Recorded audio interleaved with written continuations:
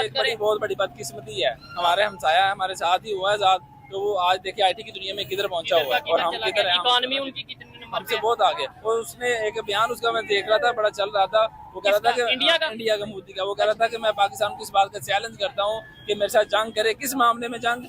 कि सबसे पहले मैं अपने मुल्क में गुर्बत खत्म करता हूँ या आप। ये कितना बड़ा चैलेंज है शायद। तो ये तो पॉजिटिव, मतलब मैं तो, अगर मैंने ये स्टेटमेंट सुनी हो तो मैं तो कहूँगा पॉजिटिव चीज है, यानी कि हमारे लिए है ना, हमारे वीर को झंझोड़ा है। अगर हमें गैरत हो ना हमें, तो हम इस चीज को जरा सीरियस। अच्छा, उन्होंने कहा गुर्बत को खत्म कर। अच्छा, अब ये पाकिस्तान अफगानिस्तान मैं इसमें मुसलमान कौन नहीं है? मैं वही अर्ज कर रहा हूँ, दोनों जितने भी इस वक्त पूरी दुनिया में मुस्लिम ममालिक हैं, उनमें जो साहिब मिंबर लोग हैं, उनको ये इख्तियार था और उन्हीं का ये वतीरा था और उन्हीं का ये पेशा भी था और पैशन भी था कि वो लोगों को बताते कि इस्लाम यकजहती का मज़हब है, इस्लाम नफाक का नहीं है। जब उन्होंने हमारे जहनों में ऐसे नफाक डाल दिए हैं कि हम एक दूसरे की मसाजिद में जाना गवारा नहीं करते, ऐसे ही है, शिया सुन्नी के नाम पे लड़ाई। ये तो फिर दूसरे ममालिक हैं। अभी ईरान में जाएं अगर आप, चूँकि ज़ियारत पे भी गए हैं, सऊदीया में जाएं तो वहाँ पे मक्का में जब हज का मौका था या उम्र का, तो सारे मुसलमान जो हैं हर मकात बेफिक्र का वो हाथ खोल के बांध के सब तरीके से के बाद, तो वहाँ पे हमारा निफाक नहीं होता। लेकिन जब हम अपने घरों में आते हैं, हदूदों गोद में आते हैं, तो हमारे निफाक शुरू होता है। इसका मतलब मैं अगर ये समझती हूँ कि हम मुल्की तौर पे तो आज़ाद हैं, लेकिन ज़हनी तौर पे आज़ाद नहीं है। और हमारे वोट को जब हक नहीं दिया जाता, उसको मैटर नहीं किया जाता, तो ये कैसी आज़ादी है? हम जो अपनी मर्जी का हुक्मरान चाहते हैं वो हमें नहीं मिलता। ठीक है, हम इसका जिम्मेदार कौन है? इनसे हम अलग हुए, आज वो कहाँ है और हम कहाँ हैं? मतलब जिनसे हम अलग हुए कि भाई इनसे आजाद हों, ये जो उनसे हम पे जुल्म कर रहे हैं, आज वो कहाँ पे और हम कहाँ पे हैं? हाँ, बस कुछ चीजें ऐसी हैं जो उन्होंने अडॉप्ट की हुई हैं, ठीक है, वो हमारे अंदर होनी चाहिए थी। फॉर एग्जाम्पल जिस तरह कायदे आज़म का नारा था, ईमान इत्तेहाद तंजीम, आज कहाँ है? ठीक है, कहीं पे भी नजर नहीं आता है। पाकिस्तान जा जा, पाकिस्तान दिल दिल, पाकिस्तान जा जा, पाकिस्तान दिल। आपने बोला दिल दिल पाकिस्तान, लेकिन आजकल नारा लग रहा है बिल बिल पाकिस्तान। कितने बिल?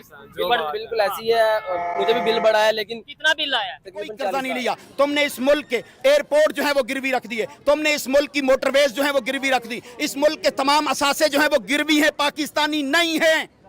कौम उठे और 14 अगस्त का जश्न मनाने की बजाय निकल के हुक्मरानों का मुहासबा। 2045 की बात क्यों कर रहे हैं? 2 साल पीछे की बात कर लेना, जब आपकी इकोनॉमी जो है वो जीडीपी 6+ थी, उस वक्त की बात क्यों नहीं कर रहे आप? तो सर अगर जीडीपी पे आए हैं तो आपकी आबादी बड़ी ज्यादा बढ़ रही है। मरियम नवाज वगैरह तो कह रहे हैं कि आबादी पे कंट्रोल करो। जीडीपी क्या होता है? जीडीपी है ग्राउंड ग्रोस प्रोडक्ट, ठीक है। आपको पता है मरियम नवाज के कितने बच्चे हैं?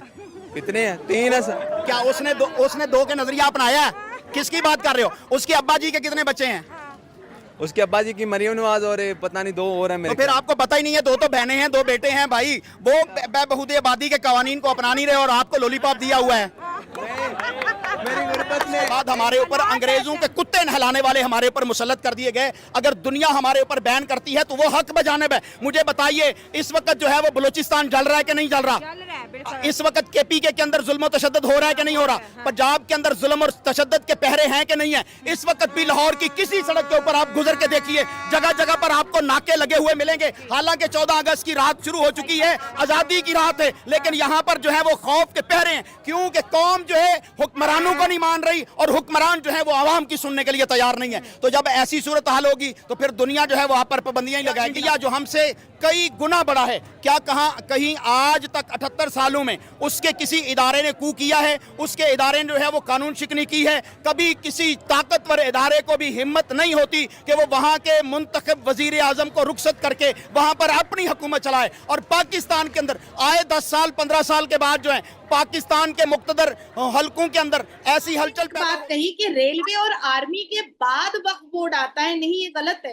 रेलवे के बाद रेलवे के बाद वक्फ बोर्ड की प्रॉपर्टी है, उसके बाद आर्मी की प्रॉपर्टी है। हमारे यहाँ रेलवे के पास जितनी प्रॉपर्टी है उसके बाद वक्फ बोर्ड की प्रॉपर्टी है और उसके बाद फिर आर्मी की प्रॉपर्टी है। अब आती है बात कि पूरे भारत देश में वक्फ बोर्ड के पास 9.4 लाख एकड़ जमीन है। देखिए, मुसलमान बलात्कार करेगा तो मैं बोलूँ, मुसलमान बम में बारूद मारेगा तो मैं बोलूँ, करेगा तो आप बोलेंगी ना, आप ऐसा तो किसी कम्युनिटी से करेगा। अब हमारे पश्चिम बंगाल में एक इंटर्नी डॉक्टर का रेप हुआ है जिसमें हिंदू भी शामिल है, और मैं तुमको बता रही हूँ, तुमने मुझसे पूछा नहीं लेकिन मैं तुमको बता रही हूँ, उसमें हिंदू भी है आरोपी। और मैंने आज ही सुबह में बंगाल के चैनल्स पर मैंने कहा है कि आरोपी कोई भी जात और धर्म का हो, वो जेल के अंदर में होना चाहिए और उसको फांसी की सजा होनी चाहिए। वक्फ बोर्ड ने मुसलमानों की भी जमीन हड़प की है। अब आप सोचिए, मुसलमानों की जमीन भी हड़प की है। अख्तर अली वर्सेस उत्तर प्रदेश वक्फ बोर्ड, अख्तर अली नाम के आदमी की कई एकड़ की जमीन वक्फ बोर्ड ने हड़प की और उसके बाद फिर अपने ट्रिब्यूनल से, अपने ही कोर्ट से, अपने ही जज से, अपने ही जजमेंट से कह दिया अख्तर अली अब तुम यहां से निकल जाओ, ये जमीन वक्फ बोर्ड की हो गई। अख्तर अली 11 साल इंतजार करने के बाद न्यायपालिका पहुंचा और कहा, उसने चैलेंज किया वक्फ बोर्ड को मुसलमान होने के बावजूद कि ये वक्फ बोर्ड ये हड़प करने के लिए बैठा है, ये लैंड माफिया है, ये जिहाद चला रहा है, इसके अलावा कुछ नहीं चला रहा है। आप सोचें कि आदरणीय प्रधानमंत्री जी ने एक कमेटी बनाई है जिसको डॉक्टर एस जयशंकर देख रहे हैं और वो यूएन से डायरेक्ट बात कर रहे हैं कि हिंदुओं को बचाया कैसे जा सकता है। इसके अलावा सारे हिंदू 1,28,00,000 हिंदू बांग्लादेश के रोड पर जय श्री राम के नारे लगाए हैं और उन्होंने कहा है कि हमें हमारा हक चाहिए और हमें हमारे हक से कोई भी बेदखल नहीं कर सकता है। मैं यही संवाद मैं पाकिस्तान के हिंदुओं को भी देना चाहती हूँ। नजरें झुकाकर मत जियो, घबराकर मत जियो। जबान में अपना हक मांगने के लिए जबान में थरथराहट नहीं, जबान में गड़गड़ाहट होनी चाहिए।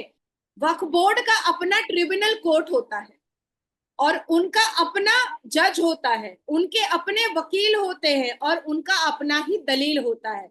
उनके पास एक ब्लूप्रिंट होता है मुगल के जमाने का, उनके पास एक फैमिली ट्री होती है मुगल के जमाने की। उस फैमिली ट्री को वो खोलते हैं और कहते हैं कि अकबर बादशाह यहाँ से गुजरे थे, यहाँ पर उन्होंने घोड़ा रोका था और ये घोड़ा रोकने वाली जो जगह है ना नाजिया जी, ये आपका घर है, इसीलिए अब ये मेरा हो गया, ये वक्फ बोर्ड का हो गया, है ना, लिखा हुआ है ना, आप खुद पढ़ ले रहे हैं ना।